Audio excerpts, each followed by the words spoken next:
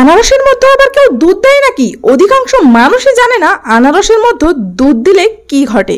গেছিলাম ভাবির বাড়ি বেড়াতে, সেখানে গিয়ে দেখি ভাবি আনারসের উপরে দুধ ঢেলছে। আমি বললাম, কি হলো ভাবি, আনারসের উপরে দুধ ঢেলছো কেন? ভাবি বলল, তোমার ভাইয়া আর আমার মধ্যে ঝগড়া হয়েছে, তাই তোমার ভাইয়ার জন্য আনারস আর দুধ দিয়ে স্পেশাল রেসিপি বানাচ্ছি। আনারস আর দুধ, এটা দিয়ে কোনো রেসিপি হয় নাকি? আমি তো আগে জানতাম না। ভাবি বলল, তুমি অনেক কিছুই জানো না। এর আগের বার তোমার ভাইয়ের সাথে আমার ঝগড়া হয়েছিল, সেই সময় আমাকে এই রেসিপি বানিয়ে খাইয়ে একটা সোনার আংটি উপহার দিয়েছিল। আমি বললাম, তাই নাকি? বললো, হ্যাঁ, তুমি শুধু দেখতে থাকো। দেখলাম একটা আনারস কেটে নিয়ে তার উপরে মরিচের গুঁড়া, লবণ আর হলুদের গুঁড়া দিয়ে মাখিয়ে নিল।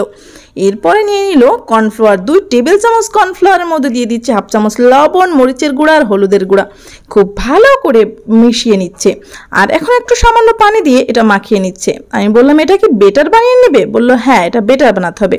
আর এটা বানিয়ে নিতে নিতে আপনি জানিয়ে দিন পৃথিবীর কোন জায়গা থেকে ভিডিও দেখছেন, যাতে পরবর্তী ভিডিওতে আপনাকে ধন্যবাদ দিতে পারি। এখন দেখলাম আনারসটার ভিতরে ডুবিয়ে তেলের মধ্যে ভেজে নিচ্ছে। আমি আবার বলে উঠলাম, ভাবি, এটা কি খুব কড়া করে ভাজার দরকার? বললো, হ্যাঁ, এটা খুব কড়া করে ভেজে নিতে হবে।